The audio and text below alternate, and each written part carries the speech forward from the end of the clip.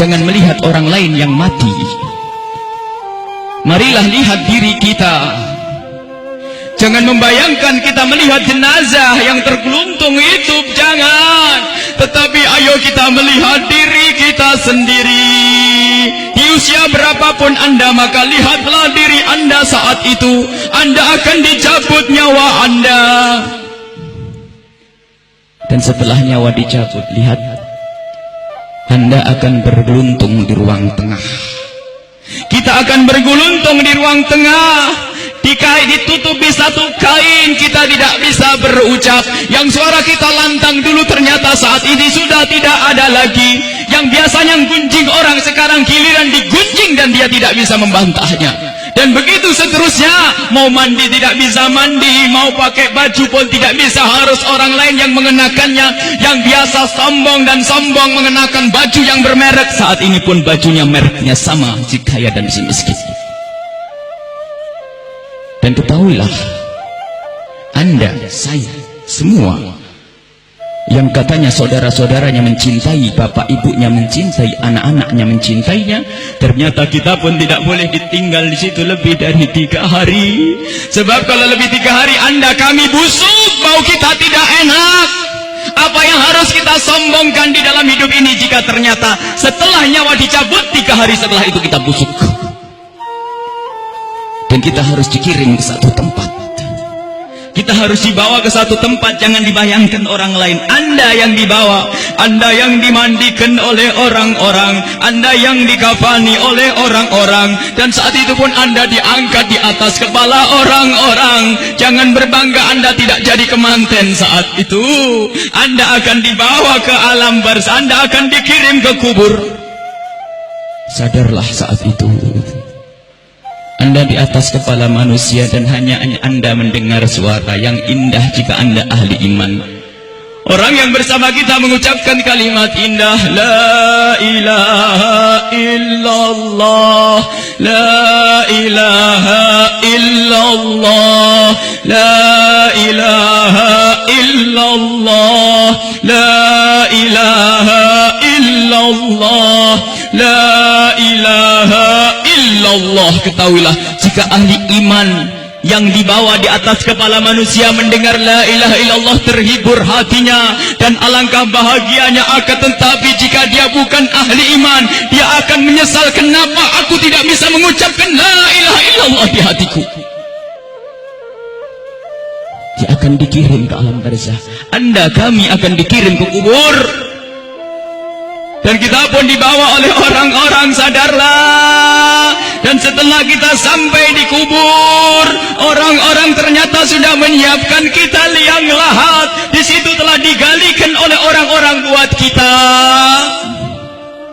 Dan tidak lama kemudian orang ada yang memeluk kita, ada yang merangkul kita, dan itu ternyata rangkulan untuk melepaskan kita di kubur. Kita akan dibawa, dimasukkan ke kubur dengan pelan.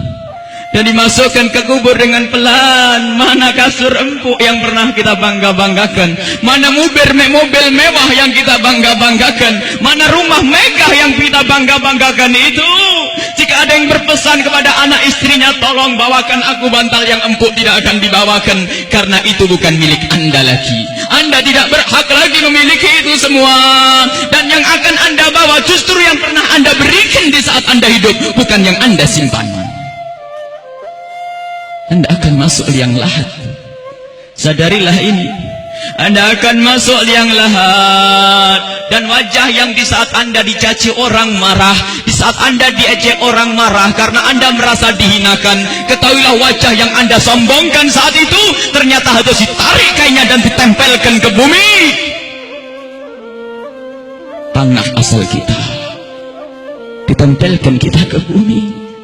Dan setelah itu pelan ada orang yang menabur di atas kepala kita dengan debu, 1 kali, 2 kali, 3 kali. Dan setelah kita 3 kali bukan taburan, akan tapi akan ditumpahkan air tanah di atas kepala kita. Ditumpahkan tanah dan ditumpahkan tanah, sehingga yang kita ketemukan adalah gelap gulita di alam kubur.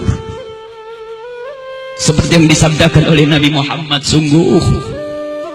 Sungguh saat itu orang di dalam kubur bisa mendengar terompah kaki orang yang berjalan di atas kepalanya. Dan saat itu pun Anda, kami mendengar orang-orang berjalan. Anda dan kami mendengar orang yang melangkah semakin lama semakin jauh. Dan ternyata hanya tinggal beberapa orang, itu anak-anak kita, itu istri kita, itu suami kita. Dan mereka pun ternyata tidak mau bertahan lebih dari setengah jam. Setelah itu pun mereka melangkahkan kaki dan suara kaki itu semakin jauh. Dan ketahuilah saat inilah kita memetik amal perbuatan kita di dunia. Saat inilah kita akan merasakan apa yang pernah kita tanam waktu kita hidup di dunia. Anda ahli salat, Anda ahli ibadah, ketahuilah sebelum kedatangan malaikat mungkar nakir, ternyata Anda banyak yang menziarahi Anda, banyak yang datang. Ada yang mengucapkan salam, assalamualaikum. Anda menjawab, waalaikumsalam, siapa engkau? Suara itu menjawab, aku adalah solat malammu dulu. Ada lagi yang datang mengucapkan salam, assalamualaikum. Lalu Anda menjawab, waalaikumsalam, siapa engkau? Aku adalah sedekahmu dulu. Assalamualaikum. Lalu Anda menjawab, waalaikumsalam, siapa engkau? Dia menjawab bahasanya, aku adalah kemaksiatan yang pernah engkau tinggal. Aku adalah baktimu kepada orang tuamu. Aku, amal-amal soleh ternyata pada berdatangan. Amal-amal soleh berdatangan menemani Anda, bersama Anda saat itu.